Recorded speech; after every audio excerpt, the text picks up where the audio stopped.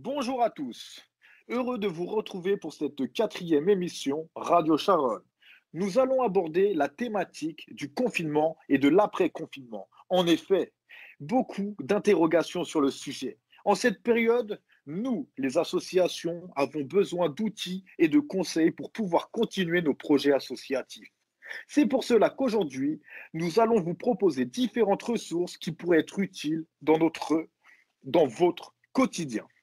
Afin de contribuer à la préparation du déconfinement, de participer à l'effort collectif, différents acteurs associatifs du nombre de trois sont avec nous. Mais avant, nous allons retrouver Aline qui va nous lire le texte, le témoignage de Daniel, une habitante du 20e arrondissement. Aline, à toi la parole. Donc oui, moi je vais vous lire le texte de Daniel, une habitante et aussi bénévole à l'association. Donc je commence. Nous faisons face, depuis plusieurs semaines, à la plus grande crise sanitaire mondiale que l'humanité n'ait jamais connue. Nous voilà donc, nous, humains, maîtres du monde et rois de la loose, détrônés par une bestiole si petite, si infiniment petite qu'il nous faut trouver l'arme redoutable pour une mise à mort rapide.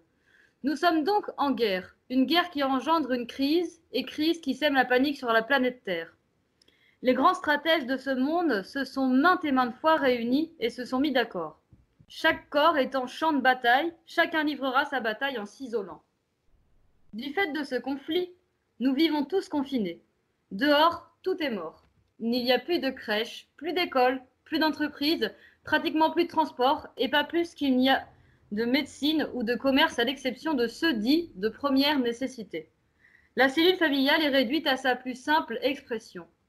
C'est dans une cage que les humains ont installé leur vie. Paradoxalement, les endroits les plus vivants, ceux du mouvement de l'empressement, sont justement là où l'on trouve la maladie et la mort. C'est dans ce cadre familial que les individus du monde entier ont installé entreprises, écoles, salles de sport, restaurants et distractions. Mais beaucoup savent déjà que la guerre finie, ils devront faire face à des drames humains. D'ores et déjà, ils ont toutes mes chaleureuses et solidaires pensées, mais qu'en auront-ils à faire? Ce ne sont que vaines paroles, et les applaudissements de 20 heures en remerciement aux infirmières ne valent pas mieux. Ce n'est que divertissement et mascarade. On crie, on chante, on tape sur des casseroles, on siffle, on hurle, pour que le bruit arrive jusqu'à leurs oreilles, alors que dans leur commode, il y a des masques qui manquent cruellement à nos héros d'aujourd'hui, qui seront pour certains les morts de demain. Il est temps de se retrousser les manches, d'agir dans les solidarités, s'occuper des plus âgés, proposer son aide et secrètement, tout au fond de notre conscience, remercier toutes ces discrètes petites mains anonymes de ceux et celles qui travaillent dans l'ombre, la peur au ventre pour nous et qui sont si nombreux. Chaque soir, au journal télévisé, l'on égrène le chiffre des malades et des morts à l'hôpital dans les EHPAD. Les nouvelles de ce genre sont, bien sûr, c'est évident, toujours tristes et l'on mesure l'horreur des drames qui se jouent. Mais la vie de chacun reprend le dessus, nous livrant à notre égoïsme mutuel. La mort, aujourd'hui et pour beaucoup, est virtuelle, et tellement virtuelle que nous n'aurons plus bientôt à nous déplacer pour enterrer nos proches. Place à la mort sur écran totalement dématérialisé, dépourvu de toute humanité.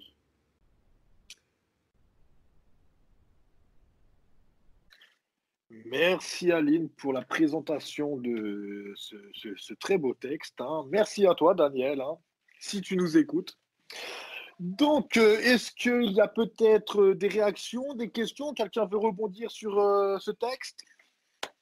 Oui, alors je voulais rappeler que Danielle est une bénévole à l'AEPCR, mais elle habite le 10e arrondissement et pas le 20e.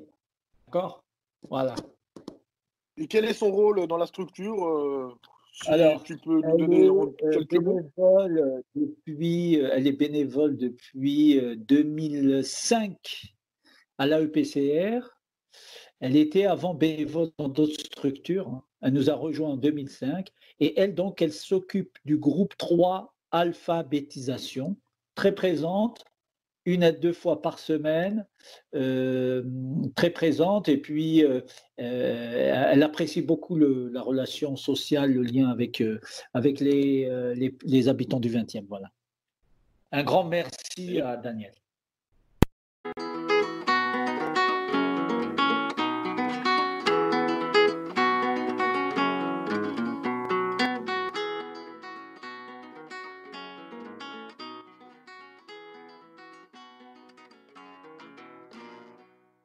maintenant place aux acteurs associatifs. Nous allons commencer par écouter l'association LANI, Agit, Note et Innove, située à Paris, pour connaître un peu les outils, les ressources, utilisés pendant le confinement et aussi leur vision de l'après-confinement. Janine, à toi la parole. Alors moi, je suis Janine Kaniké-Nathan, je suis chargée de mission au sein de l'association ANI International. Alors, du coup, donc ANI International, c'est une association d'éducation populaire qui est investie dans les domaines de la citoyenneté, l'interculturalité, la lutte contre les discriminations et également la solidarité internationale. Alors, il faut savoir qu'on est présent en France, en Europe et également au Cameroun. En France, on s'occupe surtout des questions d'éducation à la citoyenneté, de lutte contre les discriminations et d'aide à l'insertion socio-professionnelle. En Europe, on coordonne des projets Erasmus+, donc dans les domaines de l'éducation, de la jeunesse, surtout. Et on a également donc un programme de développement au Cameroun, donc c'est là qu'on fait de la solidarité internationale. Donc, on aide principalement donc, des femmes isolées à développer des revenus. Et on a également un programme de développement d'accès à l'eau et l'assainissement. Voilà pour la présentation de l'association. Donc, alors, pour parler en fait d'Annie et du confinement, donc dès le 17 mars, alors on s'est très vite adapté. On est resté actif. Il faut savoir que du coup, on est resté en lien avec les partenaires, donc qui se sont également adaptés, comme notamment la EPCR. Et alors, on a pu du coup continuer les activités de manière virtuelle, donc notamment via Skype et Zoom. Donc en fait, on a continué en fait les ateliers de sensibilisation du projet Tous en campagne contre les discriminations, où notamment les jeunes de la EPCR participent. Et on a également donc continué une formation civique et citoyenne en direction des volontaires en service civique, mais de tout volontaire en service civique qui souhaitent se former à la lutte contre les discriminations. Voilà. Et alors, il y a d'autres partenaires avec qui donc, on n'a pas pu forcément continuer à travailler. Donc, je pense notamment à la protection judiciaire de la jeunesse, parce qu'il faut savoir qu'on travaille avec des jeunes qui sont sous main de justice. Et c'est dans le cadre d'un dispositif qui s'appelle Passerelle vers le monde professionnel. Donc, ce sont des jeunes qui sont suivis par la PJJ et qui sont accueillis dans les locaux de la mission locale de Paris avec un conseiller pour les suivre. Et nous, en fait, on intervient dans ce cadre-là. Donc là, celle du coup, fin mars a été annulée. Et là, malheureusement, donc, on n'a pas pu mettre en place du coup, les ateliers virtuels parce que voilà, c'était beaucoup trop compliqué. Et donc voilà, là, c'est vrai qu'on a pu s'adapter avec d'autres structures, mais pas avec toutes, malheureusement. Et il y a également, donc, on travaille également avec un lycée, donc c'est le lycée polyvalent d'Alembert, situé dans le 19e. Alors, c'est pareil, avec eux aussi, comme le confinement rendait les choses beaucoup trop compliquées, on n'a pas pu continuer les ateliers de sensibilisation avec eux. Et comme après, forcément, donc, nous, notre public, c'est 16-25 ans. Ce qui était bien, c'est que du coup, il y a eu donc les jeunes, forcément, avec les outils qui existent, on a pu rester en contact avec eux. Mais bon, comme je vous disais, il y a quand même eu certaines limites. Voilà à peu près. Donc après là, c'est vrai que ce qu'on a beaucoup développé, donc c'est le contact à distance, donc par mail, les applications donc Skype, Zoom, et également donc tout ce qui est newsletter. C'est vrai que ça aussi, on est en train de travailler sur une newsletter pour mettre en valeur donc les activités qu'on a pu mener avec les différents partenaires. Et est-ce que j'oublie quelque chose? Voilà à peu près. Donc pour le confinement et pour l'après-confinement, c'est vrai que l'idée est de reprendre petit à petit. Et on est assez tributaire finalement des partenaires avec qui on travaille parce qu'on n'accueille pas en fait de public nous. On travaille seulement avec le public des partenaires. Donc du coup, on est assez tributaire d'eux. Donc par exemple, voilà, pour les jeunes de la PJJ ou le lycée, là, il va falloir un peu attendre qu'eux aussi aient des nouvelles du ministère, notamment de la Justice pour la PJJ, de l'Éducation nationale pour le lycée. Et avec les autres structures jeunesse, bon, bah là, c'est vrai que ça sera beaucoup en fonction de la structure elle-même. Excellent, excellent. Un grand merci à toi pour ton intervention, Janine. Et est-ce qu'il y a des questions et des réactions des invités, du public? Allez-y, n'hésitez pas. Alors, j'ai une question pour Janine. Mhm. Le déconfinement devant se faire de manière très, très progressive, avec Mhm. une inconnue par rapport à l'arrêt ou à la nouvelle propagation du virus. Est-ce que vous avez déjà réfléchi un peu à d'autres formats dans les différentes actions que vous menez? Oui, exactement. Alors déjà, par rapport aux ateliers de sensibilisation, c'est vrai que l'idée serait de continuer déjà via les outils en ligne. Donc, je pense essentiellement à Zoom.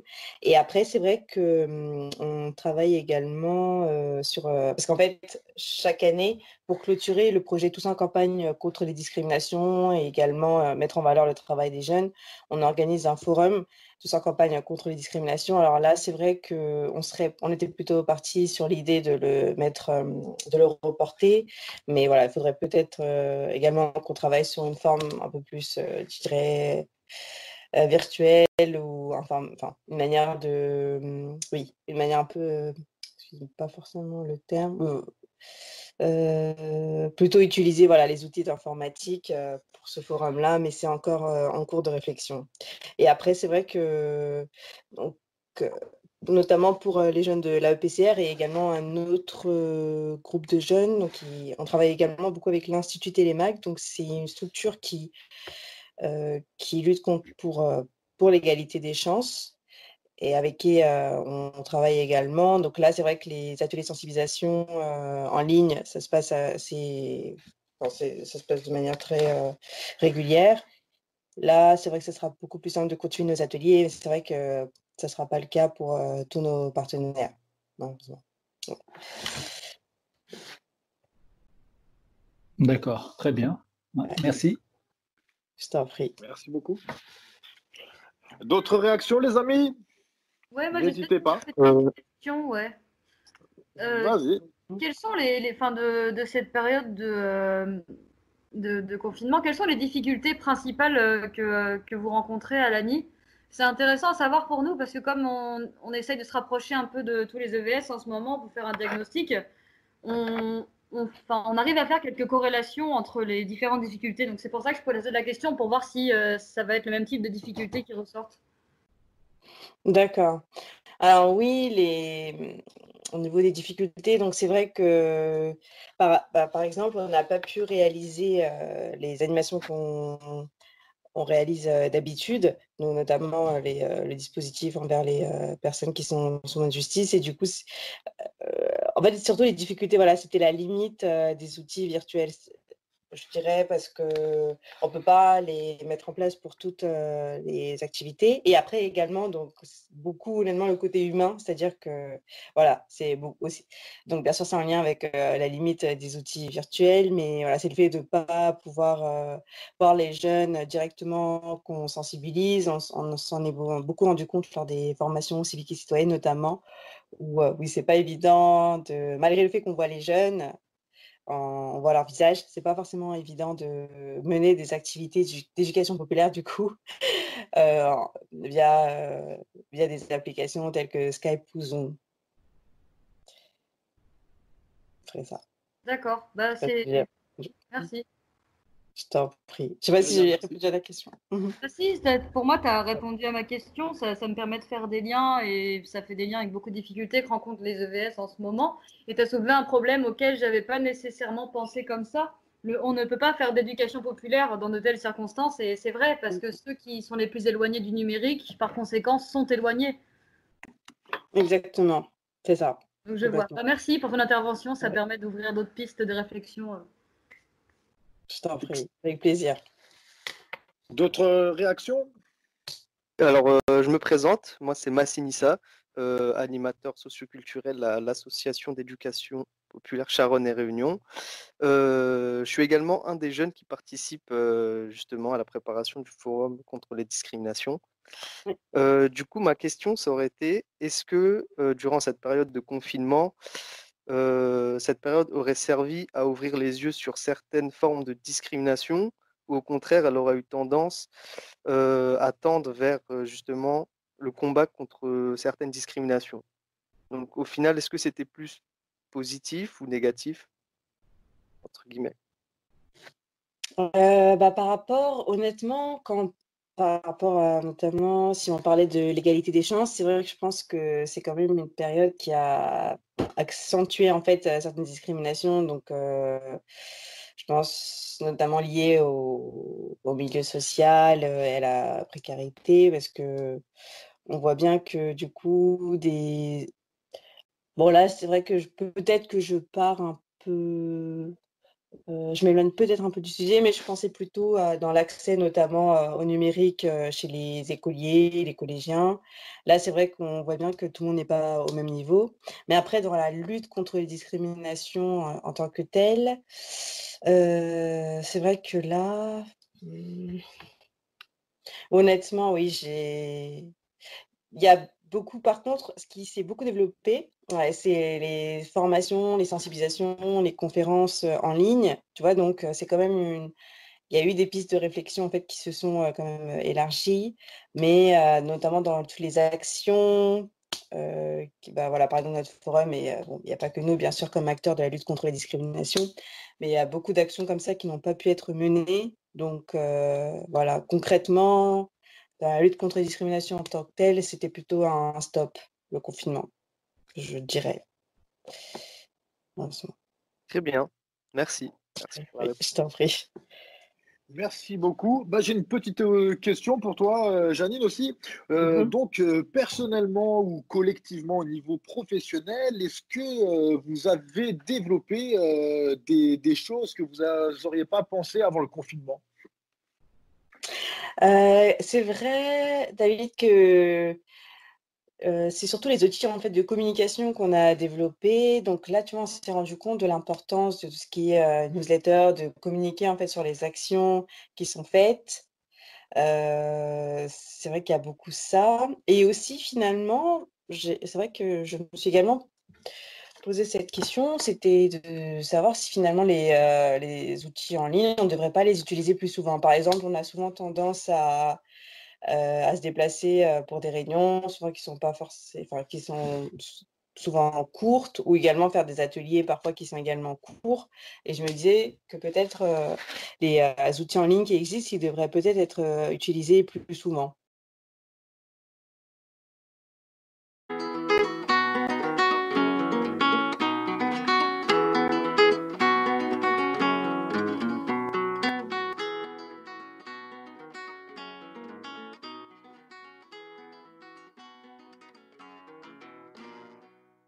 Nous allons continuer. Maintenant, bah, nous allons écouter notre ami Claude de l'association Charonne, située à Paris, sur les effets des écrans pendant et après le confinement et bien plus. Donc, bonne écoute.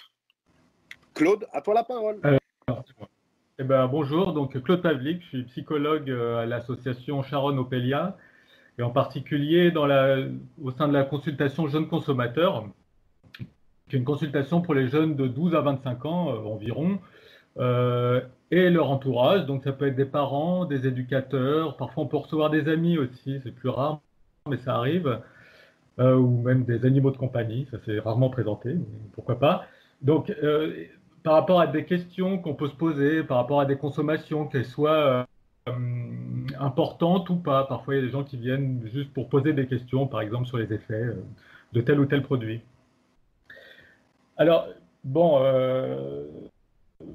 alors, non, enfin, bon, alors, on fait des consultations individuelles, notamment chez vous, à l'EPCR, et j'ai des collègues qui font du travail de rue avec la prévention spécialisée, et d'autres qui font aussi des actions de prévention. Alors, ça peut être dans des établissements scolaires ou de centres d'hébergement. Voilà. Alors, bon, pour essayer de revenir au sujet qui est celui des écrans, je fais quand même un détour par les consommations en général. L'idée, c'est que les gens qui viennent nous consulter ont souvent des consommations qui les dépassent un peu, mais ils ont des bonnes raisons de consommer, des mauvaises aussi, mais des bonnes.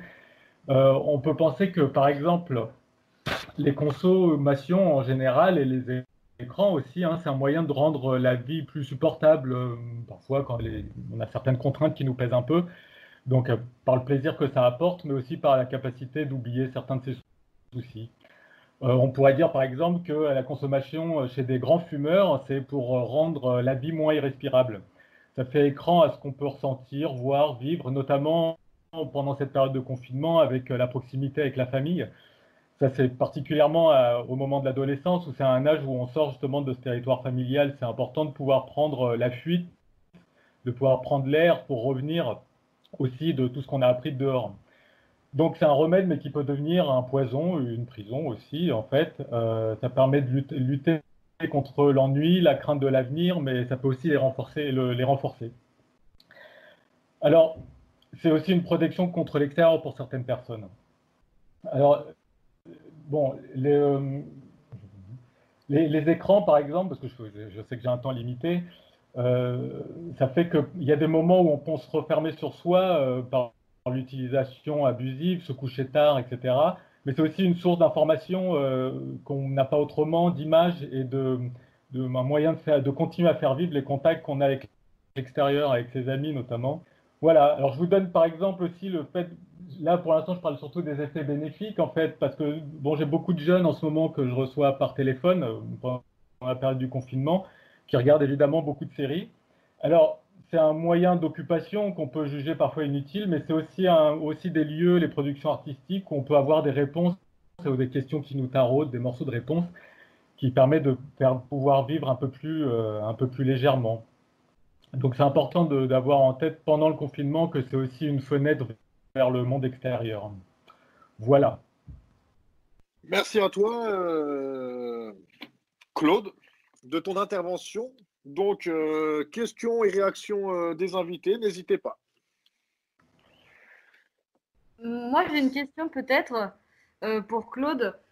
Je voulais savoir en fait comment ça se passait pour ces personnes à distance, l'accompagnement, puisque, enfin, tu en as un petit peu parlé, mais est-ce qu'il y a des choses qui se sont révélées depuis justement le début du confinement qui n'étaient pas forcément présentes avant?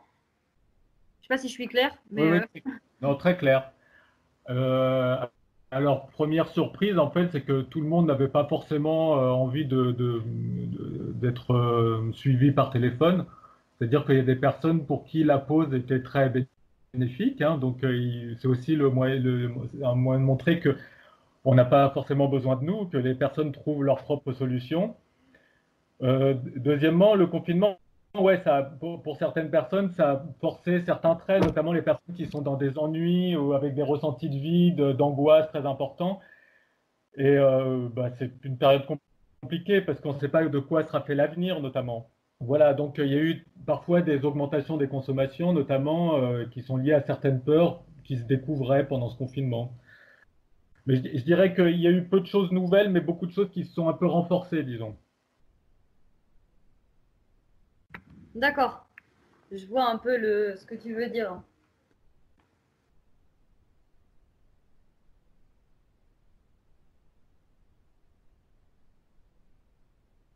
D'autres questions, d'autres réactions? Alors, j'ai une question pour Claude. C'est après 2 mois de confinement où effectivement les enfants et les jeunes, ils ont été biberonnés aux images, aux portables et donc aux réseaux sociaux.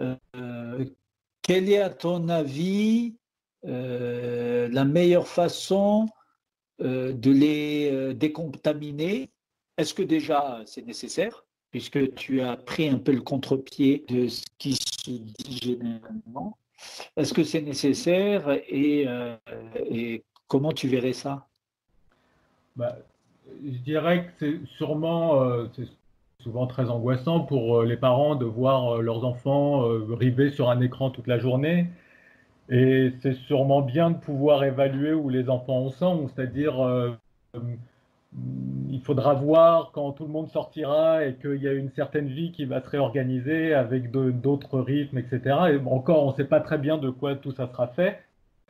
Mais à quel point ça a un retentissement sur la vie, c'est-à-dire est-ce que on arrive à nouveau à subir les contraintes du quotidien, c'est-à-dire se lever le matin, pas se coucher trop tard, remplir certaines obligations, je sais pas, les devoirs, etc. Probablement c'est déjà ça qu'il faut voir, c'est à quel point ça a un retentissement sur le quotidien. J'ai dans l'idée qu'en général, une fois qu'on retrouve les satisfactions qu'on a habituellement qui font que la vie est agréable, ou plus ou moins agréable, on a tendance à abandonner les conduites qui servent à rien. C'est-à-dire qu'une fois qu'on va retrouver peut-être le plaisir de retrouver des amis, on lâchera un peu nos écrans. Quand c'est trop important, la décontamination, c'est une question compliquée, mais c'est effectivement, il faut pouvoir en parler, de savoir qu'est-ce qui a fait qu'on en est arrivé à une consommation d'écran qui est devenue compliquée. Est-ce que l'enfant ou le jeune est particulièrement angoissé? Qu'est-ce qui l'angoisse? Comment il voit la suite? Voilà.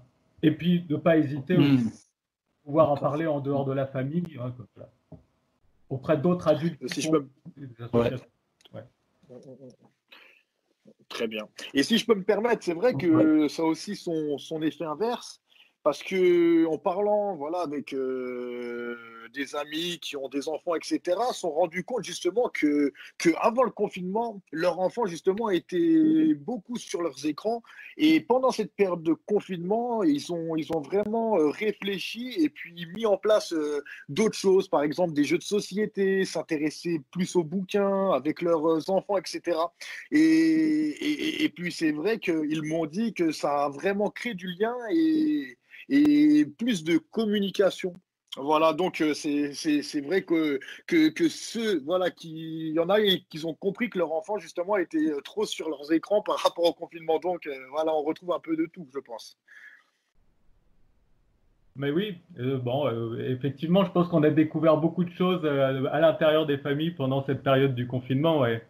Peut-être que pour certains, d'ailleurs, ce sera plus difficile de sortir après, parce que l'extérieur pourra sembler plus dangereux, je sais pas, voilà, ou la famille plus confortable.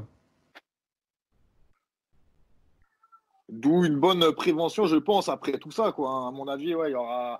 C'est pour ça. Je sais que aussi actuellement, nos enfants là qui vont rejoindre bientôt les bancs de l'école, aujourd'hui, on apprend dans les déclarations des professeurs, etc., qui vont pas éliminer le programme actuel, mais qui vont le dévier justement pour être sur un aspect, on va dire, un peu plus ludique, faire comprendre d'autres choses avec le jeune, justement, par rapport peut-être aux frustrations que le confinement, excusez-moi, peut engendrer.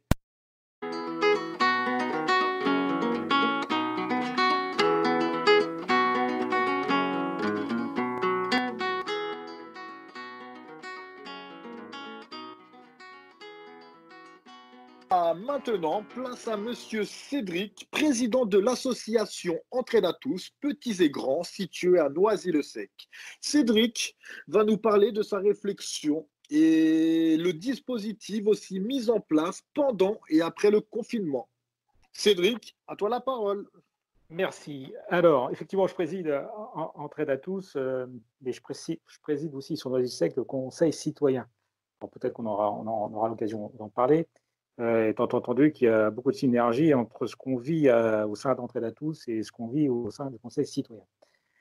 Pour Entraide à tous, on fait de l'aide aux devoirs, beaucoup de parentalité, des cafés par an, des cours de français langue étrangère et beaucoup d'ouverture culturelle. Donc autant vous dire qu'on est quand même... on vit dans les locaux de nos partenaires, puisque j'interviens directement dans les écoles. Donc, depuis le confinement, tout ça a été, toutes nos actions d'aide aux devoirs, d'accompagnement scolaire ont été suspendues, mais pas annulées. On a mis, après, comme tout le monde, je pense, une petite semaine de sidération, on a mis en place des groupes WhatsApp pour les collèges, ce qui s'est avéré beaucoup plus compliqué pour les primaires. On a envisagé au début des cafés parents digitaux. Ça a été très difficile à mettre en place et ça l'est toujours pour plein de raisons. Donc sur les cafés parents, on s'est contenté, mais c'est moi je vais dire ça comme ça, enfin, notre conseillère familiale, enfin, on oriente les cafés parents avec la conseillère familiale sur des relations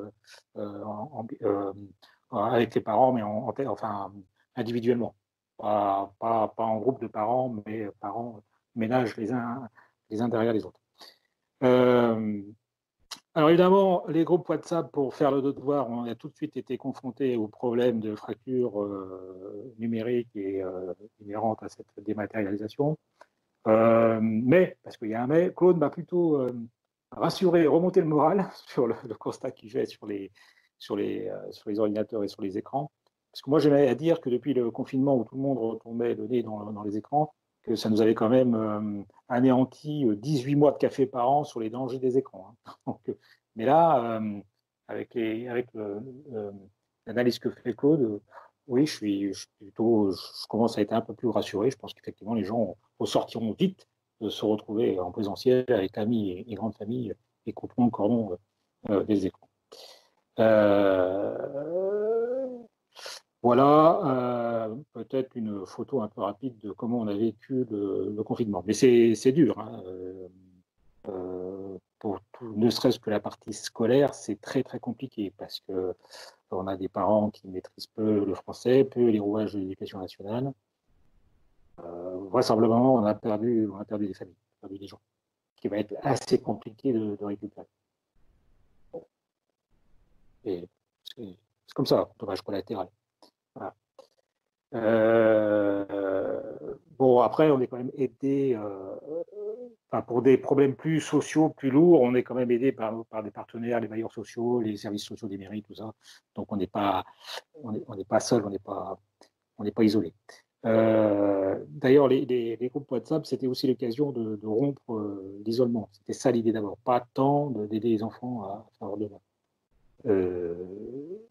J'avais un slogan, j'ai toujours, c'est confiné, oui, isolé, non. Bon, il n'y a qu'un aspect de l'association Entraide à tous qu'on n'a pas pu continuer, hein, c'est les cours de français langue étrangère, parce que très complexe. Voilà, bon, après, on a hâte de reprendre tout ça. Alors nous, on est suspendu, comme on intervient directement dans les établissements scolaires, on est quand même suspendu à ce que ça refonctionne convenablement et qu'on ne soit pas, qu'on ne doive pas rentrer dans des protocoles de séance avec masque, gants et tout ça. Ça ne va pas être simple. Bon.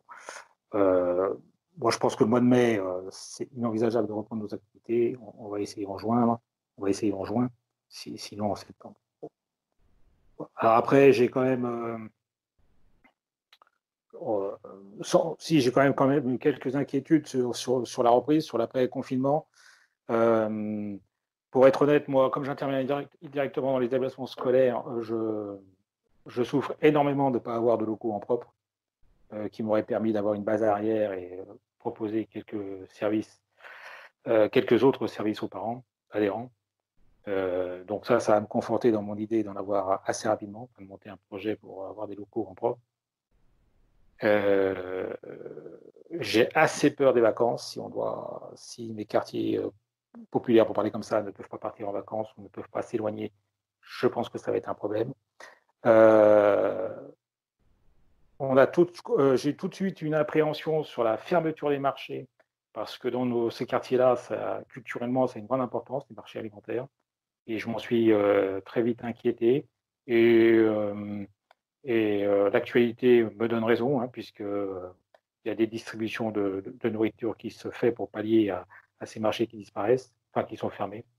Là, on me remonte quand même sur le terrain que certains parents ont faim, notamment aussi parce qu'ils n'accèdent plus aux cantines avec des prix, des tarifs très, très avantageux.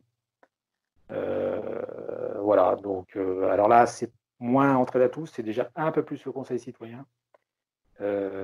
Mais si j'aime à dire que le confinement est derrière nous, je pense qu'on n'a pas fait le plus dur.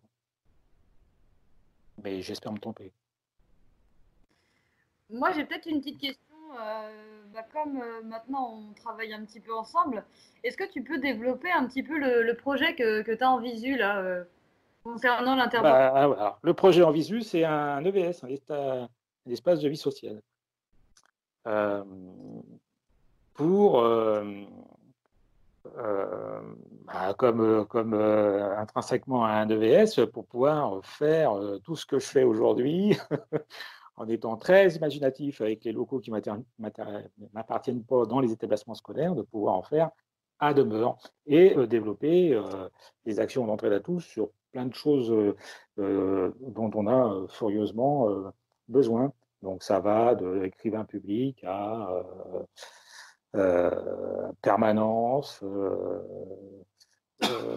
oui, etc., etc. Mais ça nous, sur le quartier, si aujourd'hui on l'avait eu, chose toute bête, eh ben, on aurait pu faire tourner à plein régime une imprimante, on aurait pu faire venir une permanence pour réparer les tablettes des parents qui tombent HS, on aurait pu les orienter sur des emails que les profs envoient pour les devoirs, on aurait pu les orienter sur des services municipaux ou autres, on aurait pu les rassurer, etc., etc. Et ça, c'est la limite du système aujourd'hui, d'être dans des établissements scolaires et de faire massivement les choses de façon dématérialisée. C'est la limite. Alors moi, je ne suis pas contre à tout ça, mais le présentiel, je pense que la relation humaine, je pense qu'elle ne disparaîtra pas tout de suite. Voilà. Alors après, oui, ça c'est un projet qu'on a dans les cartons depuis quelques années et et je vais me donner les moyens pour qu'on y arrive. Sinon, sinon j'ai peur qu'on disparaisse. Voilà. Et puis bon, entre à tous, à 25 ans cette année, je pense qu'il faut passer à l'étape d'après. Et puis moi, mes partenaires auprès de qui je suis très identifié me le demandent aussi. On va monter en crédibilité. Par exemple, quand je parlais des ouvertures culturelles, moi, quand j'emmène des adhérents au théâtre ou à l'opéra ou au musée d'art contemporain, je fais en sorte que toutes ces structures institutionnelles culturelles viennent aussi sur le quartier, avec un échange. J'emmène mes adhérents à l'expo d'art contemporain, mais il y a une délocalisation de l'expo dans le quartier. Pour ça, il me faut un local. Et pas un souplex spartiate qui n'est qu'un local poubelle réaménagé aujourd'hui. Alors Cédric, j'ai plusieurs questions à te poser. La première, c'est, je ne connais pas du tout Noisy-le-Sec. Je voulais savoir un peu les caractéristiques un peu du territoire dans lequel tu interviens, et puis quel public vous touchez, et puis quelles sont vos ressources humaines. Alors, le public, pour l'accompagnement scolaire, c'est primaire-collège, donc 6-15. Pour les cours de français, voilà, c'est des adultes.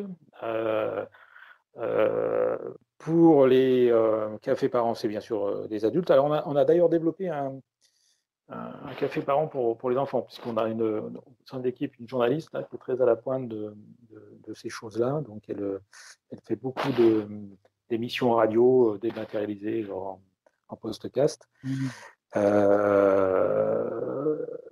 Voilà. Et alors, les cafés parents, c'est aussi, bien sûr, mes parents qu'on accueille à Les Devoirs, mais en partenariat avec les parents d'élèves, les associations de parents d'élèves des établissements scolaires et les directions des établissements scolaires qui nous accueillent. Voilà. Sur Noisy-le-Sec, j'interviens essentiellement sur 2 quartiers. Noisy-Centre-Gare, alors ça vous dit rien comme ça, un qui s'appelle Noisy-Centre-Gare et un qui s'appelle le Petit Noisy. Alors le Petit Noisy, c'est un quartier politique de la ville. Ce qui me fait dire tout de suite que mes financements sont de l'État avec la politique de la ville, pour une grosse partie, 80%, ou peut-être même 90%, la CAF, pour le CLAS, pour le REAP, et d'autres choses. Un peu de la mairie, mais c'est à la marge et c'est du fonctionnement. Et quelques appels à projets sur des fondations, notamment la fondation SNCF. D'accord. Et oui, si, j'ai un financement de l'État pour les cours de français CIR, contrat d'intégration républicaine. Ah oui, d'accord. Ok. En termes de ressources humaines, Alors, en termes de ressources, bénévoles, alors aujourd'hui, bénévoles, on n'est pas assez, on n'est jamais assez. On est ouais. 3-4 à faire tourner l'association. Et en termes de salariés, 12, ce qui fait à peu près 2,5 équivalent temps plein. D'accord. Parce que j'ai des encadrants qui accueillent les enfants pour les devoirs dans les établissements. Plus une conseillère familiale qui fait un peu de périscolaire aussi avec la mairie. On fait du périscolaire en mairie, les fameux TAP, et une prof de français pour les profs de français FLE pour les cours de français. Ben, ma deuxième question, c'est au sujet du conseil citoyen. Oui. Parce que là, c'est intéressant que tu nous en parles un peu. Ah oui.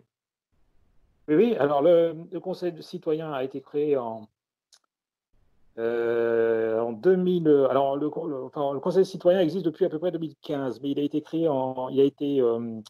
en association en 2018. Et on a fait le choix de créer une association pour gérer, ou co-gérer, ou co-animer plutôt, les 5 quartiers politiques de la ville de Noisy-le-Sec. Il y a 5 QPV à Noisy-le-Sec. On a fait le choix d'une association pour ces 5 QPV, plutôt qu'une association par.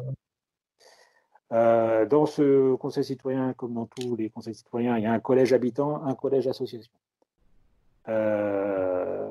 Alors, ce collège association a été très très vite sollicité et très vite impliqué sur la période de confinement, puisqu'on a parmi nous une association un peu à la pointe, là, la Confédération syndicale des familles, qui s'est lancée à corps perdu dans la confection de masques. Donc, nous, conseil citoyen, on les a un peu aidés sur la logistique, sur une avance de trésorerie. Et puis après, le réseau a fait le reste. C'est une autre assoce du Conseil citoyen qui livre en vélo, parce qu'eux, ils font beaucoup de choses autour du vélo, etc. Conseil citoyen, ça a été une surprise d'ailleurs, très très sollicité par les institutionnels, donc les préfectures, le Conseil national des conseils citoyens, profession banlieue, tout de suite, très vite, très fort. Des visioconférences pour avoir une idée de ce qui se passait, de comment ça se passait, s'il y avait des dangers, si les clignotants étaient au rouge. Mais même, moi j'ai estimé à un moment donné qu'on était même sur-sollicité. On avait quasiment une réunion par semaine. Ce qu'on n'avait jamais dans l'année en période hors confinement. Bon, ça s'est un peu calmé, mais là aussi, de leur part, il y a eu un sacré flottement et je pense, beaucoup d'appréhension et beaucoup de peur de leur part. Alors après, on a recroisé les postulats, on est à peu près tombés tous d'accord. C'est là où j'ai mis quand même sur la table le problème des marchés, problème on parlait comme ça, de trafic de drogue qui se déporte au des pieds des tours, etc. Après, ça nous a permis aussi quand même de réveiller le réseau et de redevenir, de se conforter dans notre solidarité et d'essayer de tous avancer pour aider chaque quartier politique de la ville qui était en attente et en demande.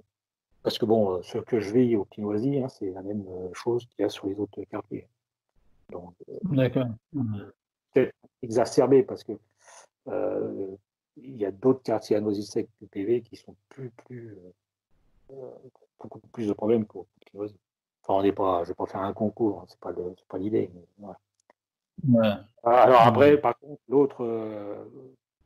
autre chose qui me peine, c'est que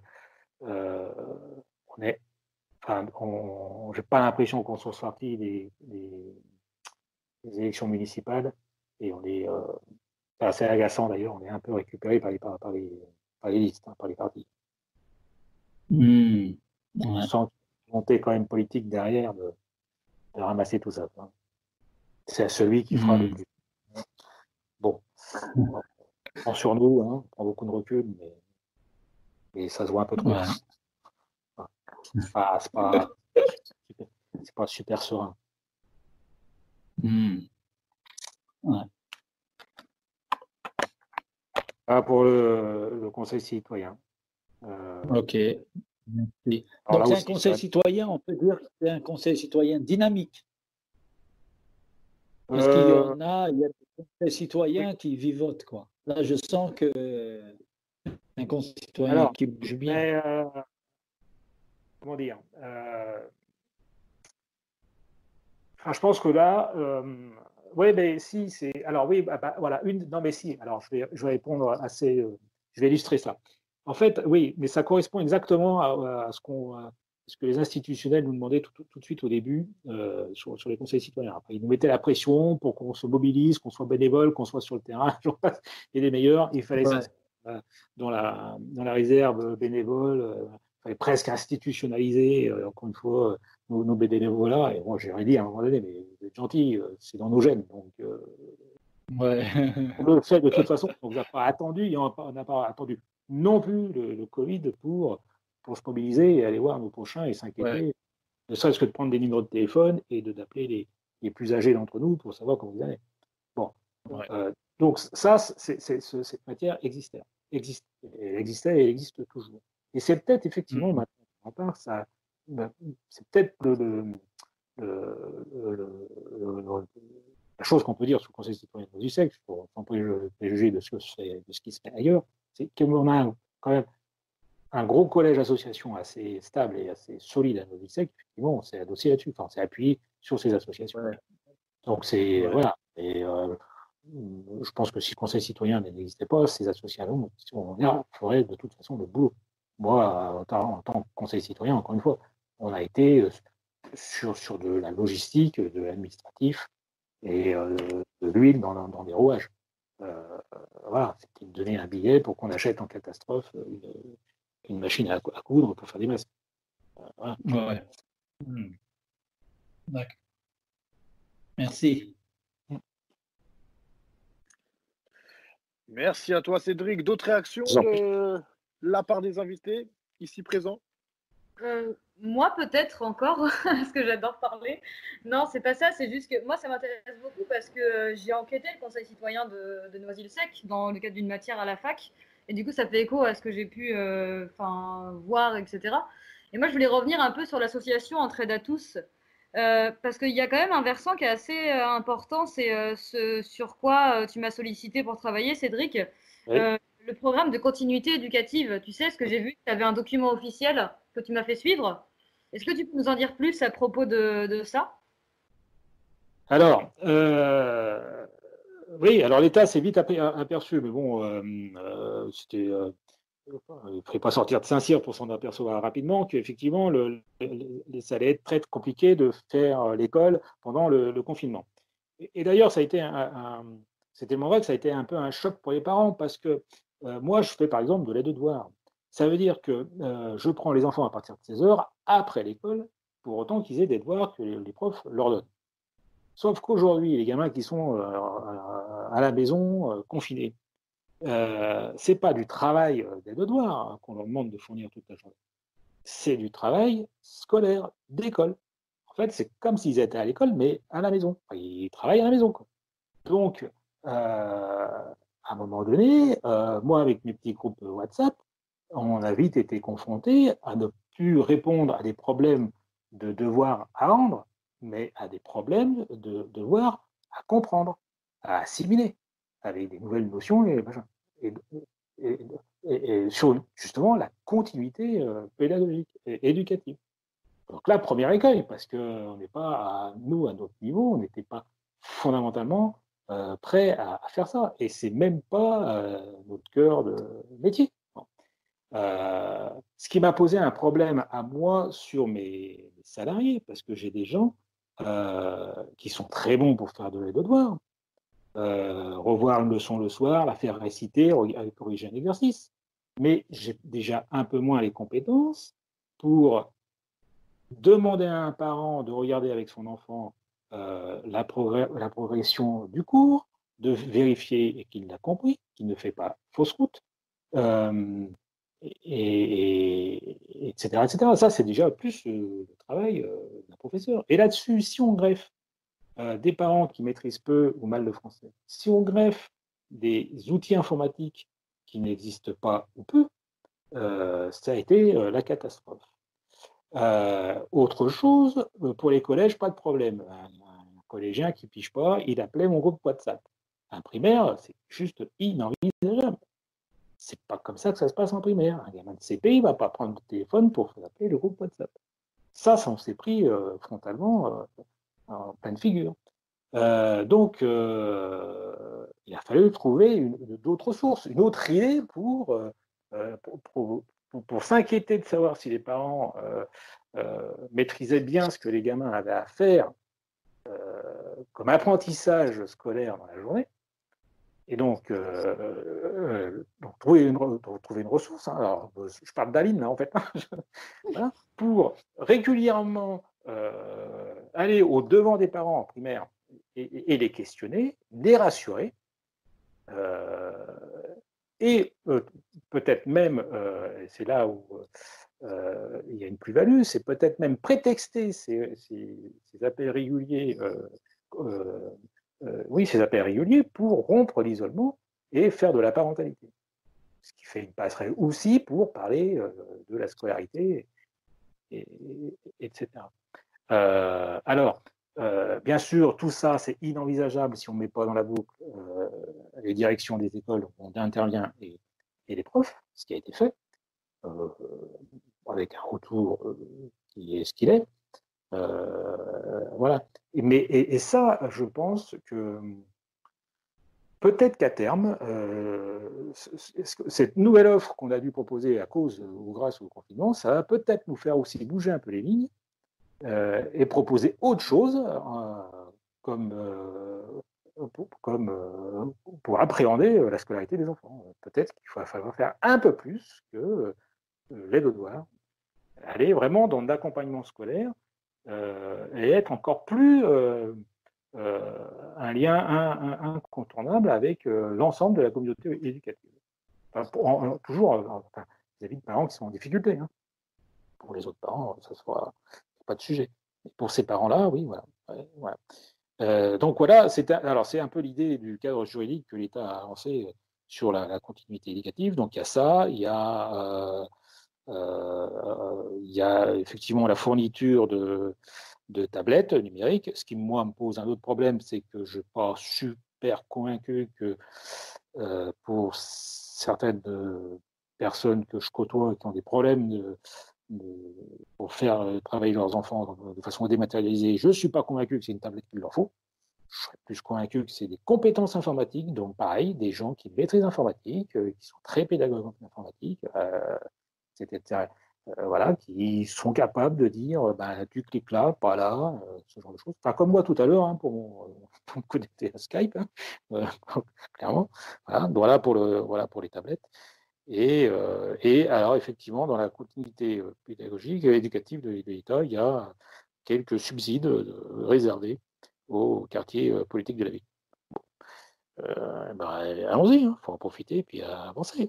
Donc, j'ai donc mis au chômage mes salariés de l'aide aux devoirs traditionnelle et réfléchi avec Aline à une nouvelle façon de considérer les apprentissages, surtout en cette période où ils sont balancés par email, en point doc, en PDF. Dans les médias, on avait alors je ne sais pas si c'était prof, peu importe, une dame qui disait mais les jeunes aujourd'hui sont très bons pour glisser avec leur pouce sur une tablette, hein, et quand on leur demande de sortir un PDF, il y a déjà moins de monde. Enfin, c'est ce genre de problème qui arrive, que le confinement, la dématérialisation poussée a mis sur la table, a mis en exergue. Alors après, je pense qu'on finira bien par se retrouver autour d'une table, hein, et de continuer de faire un peu de coude, un peu des devoirs en présentiel. Mais il y a quelque chose à travailler sur l'utilisation de l'informatique, clairement. Et à proposer autrement l'accompagnement, enfin, les devoirs. On peut aller encore plus vers l'accompagnement scolaire.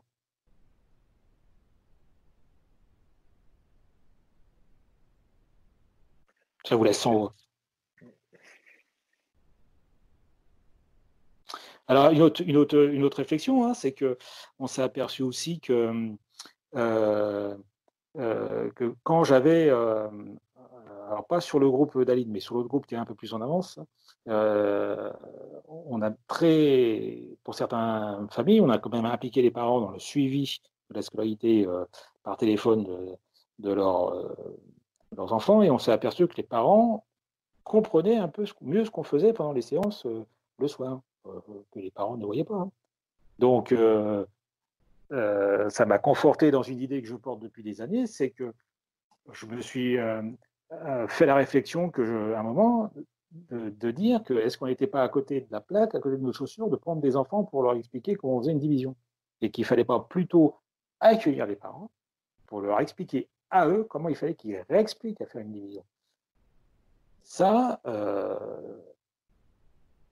confinement et les nouvelles relations qu'on a pu détecter entre parents, enfants et nous, ça va peut-être me permettre de mettre à bien ce projet. C'est de recevoir des parents et de leur ensemble, les trois, parents, enfants et nous, et de dire, bah voilà, le prof vous donne ça à faire, bah, c'est comme ça qu'il faut le faire, parce que derrière, il y a une progression, derrière, il y a une pédagogie du prof, il y a un sens, et on va vous expliquer pourquoi c'est comme ça qu'il faut faire.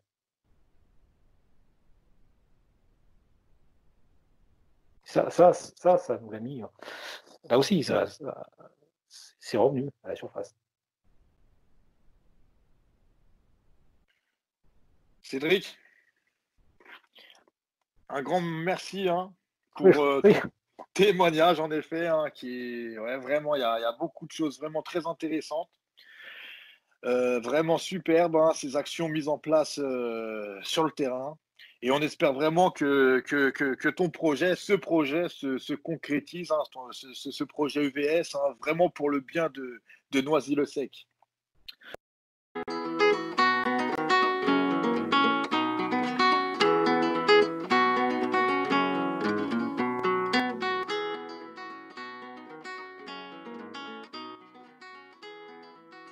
Maintenant, chers auditeurs, chères auditrices, nous allons aller en direction de Monsieur Yaya pour parler du confinement et de ces individus, ces habitants qui ont été contraints, qui ont été dans le besoin de transgresser ces règles. En effet, il est important de prendre en compte l'environnement, le contexte et la vie de chacun, où il peut être difficile des fois de rester à la maison.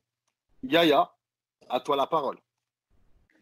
Merci. Alors, l'idée, c'était d'exposer quelques éléments de réflexion par rapport au confinement. Nous arrivons progressivement, et tout le monde l'espère, vers le déconfinement. Mais effectivement, le confinement est arrivé très vite, très brusquement. Les familles se sont retrouvées à devoir accomplir toutes leurs activités dans un même espace. C'est-à-dire que dormir, manger, étudier ou travailler, s'amuser, se divertir, tout se faisait dans une unité d'espace, dans un même espace.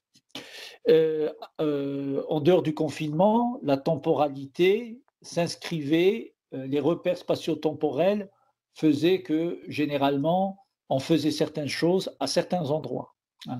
L'enfant qui se réveille à 7 heures pour aller à l'école il sait que le plus gros de son apprentissage se fera à l'école.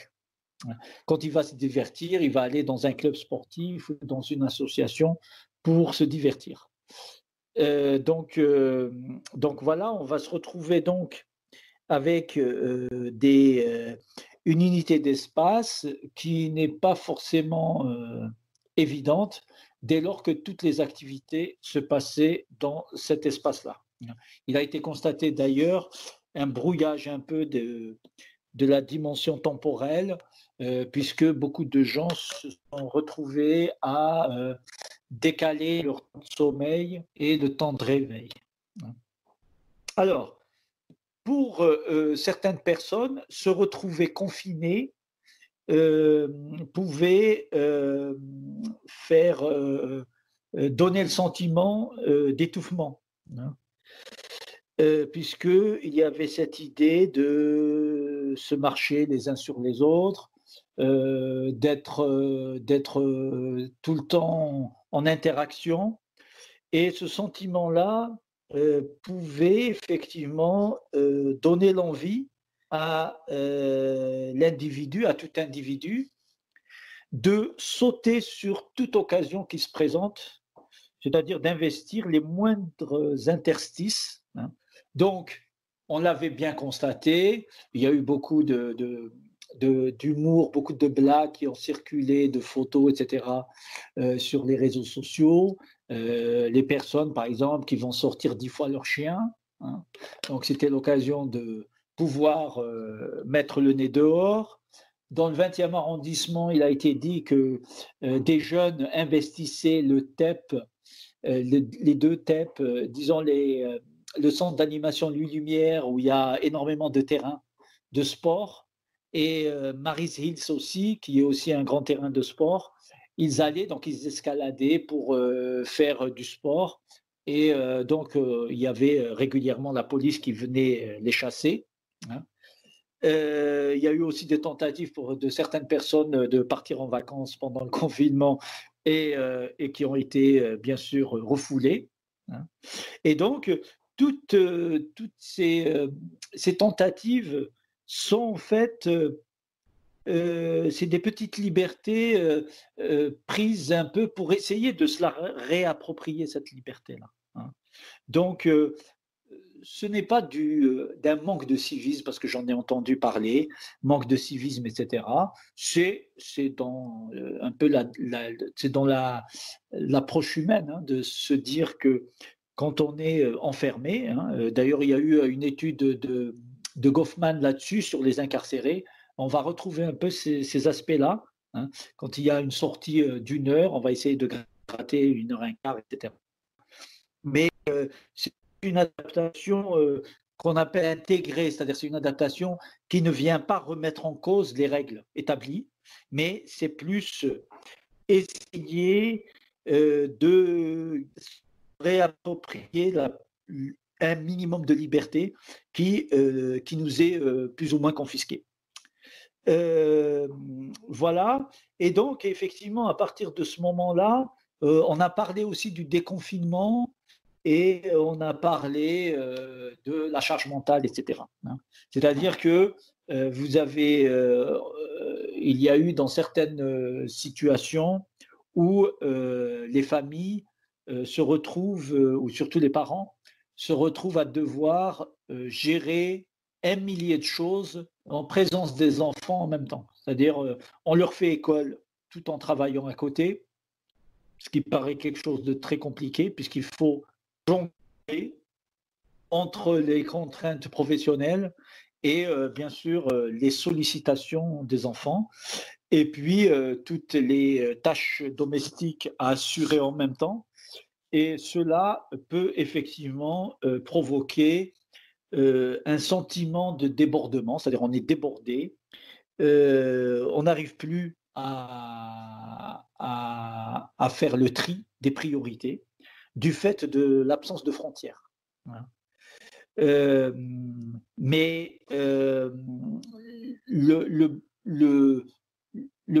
processus de déconfinement va permettre aussi aux personnes de retrouver, et c'est légitime hein, que les personnes soient pressées de pouvoir retrouver leur liberté, parce que ça va aussi leur permettre de renouer les liens avec les personnes avec lesquelles elles ont l'habitude, hein, soit de travailler, soit avec lesquelles elles ont l'habitude de prendre un pot. Hein. Tout ce qui relève un peu de la socialité, hein, de ce dont parle Michel Maffizoli dans la sociologie compréhensive, c'est-à-dire ce besoin de l'être ensemble, ce besoin de partager des choses qui ne sont pas importantes, hein, qui ne sont pas importantes, qui paraissent ne pas être importantes, mais qui sont importantes en termes de lien social. Hein. Et beaucoup, d'ailleurs, on a vu un peu les apéros, comment on appelait ça virtuels, là, il y a eu des apéros virtuels où les gens se donnaient rendez-vous par Skype autour d'un, voilà, avec chacun avec son verre, etc. Et ça permettait de vivre comme s'ils étaient ensemble dans un café ou dans un bar. Et ça, ce sont des moments importants qui structurent aussi hein, la vie des gens et qui donnent du sens un peu et qui inscrit la personne dans un processus de temporalité et qui le fait aussi identifier en tant que personne, en tant qu'être social, hein, ayant le besoin d'être en lien avec d'autres. Hein.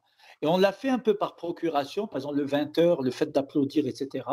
Ben, c'est une façon, hein, un peu, si je reprends l'idée de l'être ensemble de Michel Maffezoli, c'est un peu une façon de se retrouver. On est tous éloignés, mais on est tous là à applaudir. Donc, il y a un peu comme une communion, hein, tous ensemble, collective, autour de ce moment-là qui réunit tout le monde. On ne peut pas se retrouver dans les espaces publics, etc. On ne peut pas se retrouver dans les restaurants, dans les cafés. Mais le 20h, tout le monde se retrouve pour voilà, acclamer, applaudir tout le personnel soignant et toutes les personnes qui se dévouent pour que la vie sociale se poursuive dans les meilleures conditions. Voilà, donc c'était un peu cette idée-là. Le déconfinement va aussi être une bouffée d'oxygène qui va permettre, je pense que comme les citoyens ont su se confiner dans les meilleures conditions, hein, ils sauront aussi se déconfiner dans les meilleures conditions. Il n'y a pas d'inquiétude à avoir parce qu'on entend parfois voilà, des gens dire oh là là, le déconfinement, ça va être une catastrophe. Je pense qu'on a des citoyens matures qui l'ont montré dans de nombreuses occasions. On avait vécu le terrorisme où les gens ont été exemplaires. Voilà l'intervention que je voulais faire autour de cette question-là et autour du besoin du lien social. Merci. En effet, merci beaucoup Yaya pour cette intervention. Chers amis, est-ce que vous avez des questions, des réactions?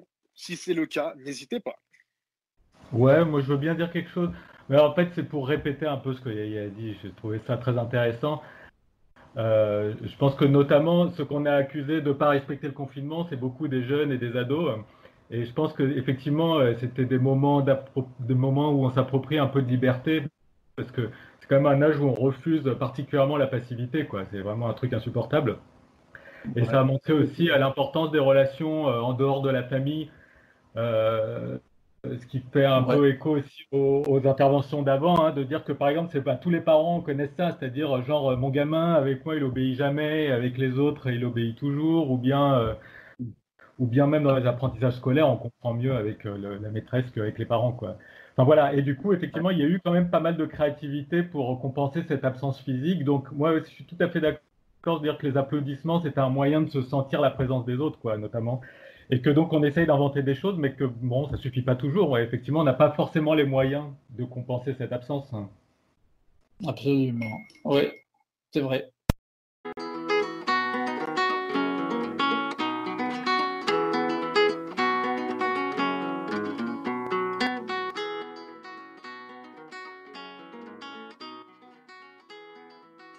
Chers amis, chers auditeurs, merci de votre écoute. Cette émission arrive à sa fin. Nous allons nous quitter avec le témoignage de Marie-Claire qui va être lu par Aline. Aline, je t'offre la parole. Alors moi, je vais vous lire le témoignage de Marie-Claire qui s'intitule « Un ennemi à abattre, Covid-19 ». Quelle catastrophe s'abat sur le monde. Cela a commencé en Chine et l'on regardait cela de loin avec plus ou moins de compassion. Et voilà que ce virus a voyagé partout. En France, dit notre président, c'est la guerre déclarée. À part les opérations militaires ponctuelles hors du territoire, les Français d'aujourd'hui n'ont jamais vécu une situation de guerre, à part les aînés de mon espèce. Plus de 85 ans. Je retrouve un peu l'ambiance des années 40, avec cette fuite de Paris, l'exode par n'importe quel moyen vers les lieux qu'on croyait plus sûrs. Chez les commerçants, les queues s'allongeaient pour acheter avec des tickets de restrictions alimentaires ce à quoi on avait droit et ce qui était bien peu. Les grandes surfaces n'existaient pas et des caddies pleins non plus. Aujourd'hui, c'est pourtant simple. Pour ceux qui ne sont pas malades, rester confiné chez soi et se laver les mains, souvent, rester chez soi bien sûr, c'est rageant alors que le soleil du printemps nous invite à la balade des journées d'hiver qui ont été si maussades. La peur de manquer. Je suis scandalisée par ces razzias. Où sont le sens civique, la solidarité, la fraternité? La peur de manquer. Certes, on peut comprendre que ces familles vivant avec leurs enfants dans des logements exigus soient tentées de sortir. Ce ne sont pas elles que l'on voit à la télé, mais des personnes qui ne pensent qu'à leur petite personne. J'ai besoin de prendre l'air, il faut que je bouge, j'ai l'habitude de faire du sport, etc. On ne sait pas dire non à ces envies de balade, de sport. Je ne devrais pas juger. Mais cela me scandalise.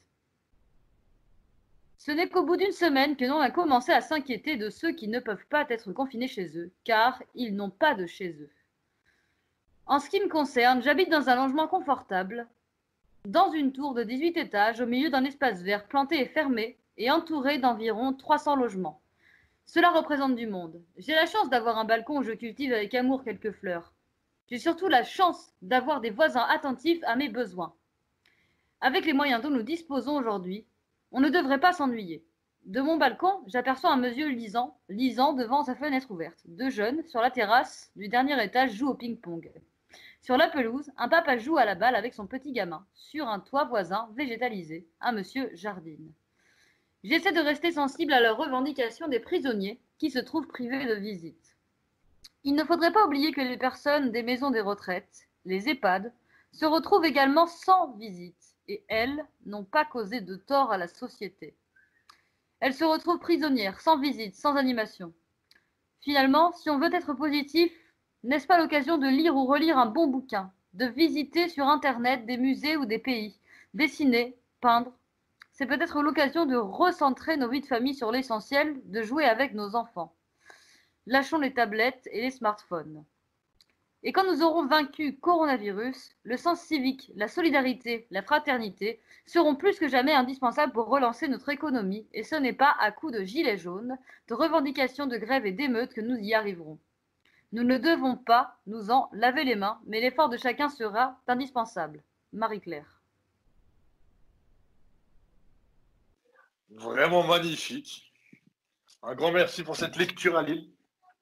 Un grand merci à tous de vos différentes informations, interventions. Voilà, quelqu'un veut s'exprimer, n'hésitez pas avant de clôturer cette émission. Non. Donc, à bientôt sur Radio Sharon.